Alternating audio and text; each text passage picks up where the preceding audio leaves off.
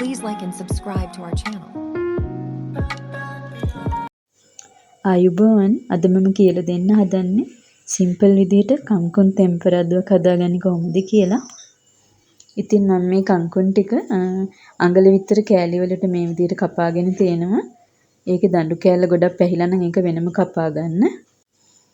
මේකට විශේෂයෙන්ම ඕන කරන්නේ කොච්චි සහ අමු මිරිස්. කොච්චි නැත්නම් අමු මිරිස් ටිකක් වැඩිපුර දාගන්න. ආයි ලුණු ටිකක් වැඩිපුර ඕනි වෙනවා. ආයි ඕනේ වෙන්නේ දළු කරපිංචා. ඉතින් මේ තුන විතරමයි ඕනේ වෙන්නේ. ඊළඟට චාතියක් ලිපේ තියලා පොල් තෙල් ටිකක් දාගන්න. පොල් තෙල් ටිකක් වැඩිපුර දාගන්න වෙනවා. එහෙම නැති වුණොත් මේකේ ඉන්නේ තැඹුම් රසක් විතරයි.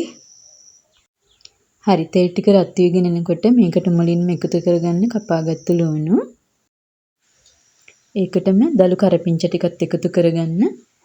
දළු කරපිංචා දාපුවම මේක අයින් කරන දෙයක් නෑ අර කොලත් එක්කම කැවෙනවා. ඊළඟට අපි මේකට කොච්චි සහ අමු මිරිස් ටික එකතු කරගන්නවා. හරි දැන් තියෙන්නේ ඉතින් මේක පොඩ්ඩක් ටෙම්පරාදු වෙන්න දෙන්න. ගොඩාක් බැද ගන්න එපා.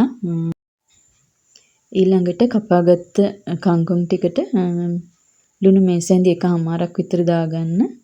ගොඩක් වැඩි කරගන්න එපා මේක පොඩ්ඩ වෙනවනේ. දැන් අපේ චාතියේ තියෙන අමුද්‍රව්‍ය ටික ගානට ටෙම්පරාදු වෙලා තියෙන මේ බලන්න. ගොඩාක් කර වෙලා නෑ මේක. මෙන්න මේ වෙලාවේ කොළ ටික මේකට එකතු කරගන්න. මේකට ගොඩාක් අමුද්‍රව්‍ය දාන්න නෑ. එතකොට රස නැති වෙනවා. ගොඩක් දෙනා පුරුදු වෙලා ඉන්න මේකට ගොඩක් කුළුබඩු වර්ග දාගන්න. ඒකෙන් වෙන්නේ මේකේ ස්වභාවික රස නැති වෙන එක. මේ විදිහට හදාගත්තාම මේක මාර්ම රසයි. හරි දැන් තියෙන්නේ මේක හොඳට කලවම් කරගන්න එක. යට තියෙන ලුණු මිරිස් ටික උඩට අරගෙන හිමීට මේ විදිහට කලවම් කරගන්න හොඳින් කලවම් වෙනකන්.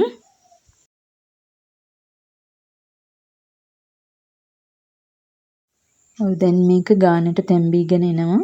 මේ බලන්න තාම පොඩ්ඩක් වතුර ගතිය වගේ තියෙනවා. ඒ ටික ඉවත් වෙනකන් විතරක් අපි මේක පොඩ්ඩක් කලවම් කරගන්න ඕනේ. ගොඩක් තියාගන්න එපා, වහන්න එපා. එතකොට ඒකේ පාට වෙනස් වෙනවා. දැන් හරි. ඉතින් මේ තියෙන මම හදාගත්තු කංකුන් ටෙම්පරාදුව මේ බලන්න ඒක ලස්සන පාටකට ඇවිල්ලා තියෙනවා. පාට වෙනස් වෙලා නැහැ. හරිම රසයි සුවඳයි.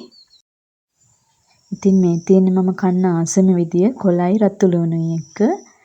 තව වෑංජන තිබුණත් මේ විදිහට මම ඉස්සෙල්ලා කන්න පුරුදු වෙලා ඉන්න මේක ගොඩාක් රස නිසා. ඔයාලත් මේ විදිහට රස්නේ බත් එක පොඩ්ඩක් කාලා බලන්න මාර රසයි. ඔන්න මම දැන් කන්නයි හදන්නේ. එහෙනම් ගිහින් එන්නම් සුබ දවසක්.